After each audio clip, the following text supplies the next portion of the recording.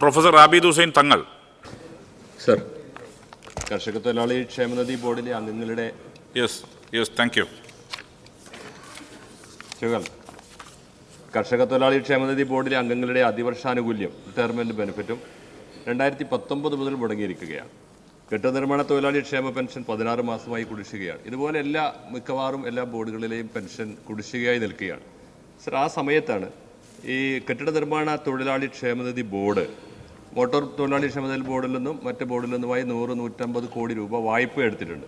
Sir, ഈ വായ്പ എടുത്ത സമയത്ത് താൽക്കാലികമായുള്ള നിയമനത്തിന് വേണ്ടി ഏകദേശം 100ഓളം ആളുകളെ പുതുതായി അവിടെ നിയമിക്കുന്നതിന് വേണ്ടിയുള്ള ഒരു നടപടിയുമായി മുന്നോട്ട് പോവുകയാണ്. ഒരു മിനിറ്റ്സിൻ്റെ കോപ്പി എൻ്റെ അടുത്തുണ്ട് സർ. കഴിഞ്ഞ 30/12/2021 നടത്തിയ അവിടുത്തെ മീറ്റിംഗിന്റെ മിനിറ്റ്സിന്റെ കോപ്പിയിൽ വ്യക്തമായി പറയുന്നു ഈ ആളുകളെ താൽക്കാലികമായി നിയമിച്ച് സ്ഥിരപ്പെടുത്തണമെന്ന് പറയുന്നു. സർ, അങ്ങനെ പോകുമ്പോൾ ഈ ബോർഡുകളുടെ പ്രതിസന്ധി വീണ്ടും കൂടി പെൻഷൻ മുടങ്ങുകയല്ലേ ചെയ്യുക? അത് പരിഹരിക്കുന്നതിന് വേണ്ടിയുള്ള നടപടി സ്വീകരിക്കുമ്പോൾ സർ, കെട്ടിട നിർമ്മാണ തൊഴിലാളി ക്ഷേമനിധി ബോർഡിൻ്റെ കാര്യത്തിൽ ഞാനിവിടെ നേരത്തെ തന്നെ വ്യക്തമാക്കി.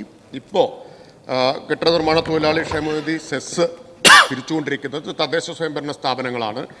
ഇപ്പോൾ ഒക്യുപ്പൻസി കിട്ടണമെങ്കിൽ തന്നെ സെസ് നൽകണം എന്നതുകൊണ്ട് ഇനി ഫണ്ട് ഫ്ലോ കൃത്യമായിട്ടുണ്ടാവും എന്നുള്ളത് ഉറപ്പാണ്. നേരത്തെ ഈ സെസ്സിൻ്റെ പിരിവിൽ ചില പ്രയാസങ്ങളുണ്ടായിരുന്നു.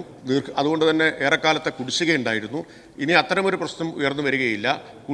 നിലവിലുള്ള കുടിശ്ശിക പിരിച്ചെടുക്കാനുള്ള ശ്രമം നടക്കുന്നുണ്ട്. തുടർന്ന് അങ്ങോട്ട് സെസ്സിൻ്റെ പിരിവ് കാര്യക്ഷമമായിട്ട് തന്നെ നടക്കും. ഇപ്പോൾ നടന്നുകൊണ്ടിരിക്കുന്നുണ്ട്.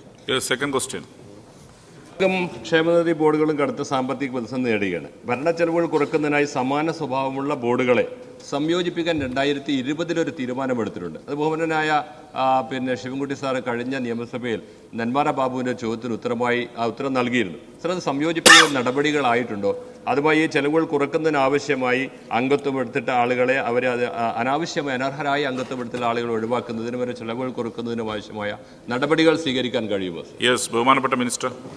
സർ, ഇക്കാര്യം ബഹുമാനപ്പെട്ട അംഗത്തെ നേരിട്ട് അറിയിക്കാവുന്നതാണ്.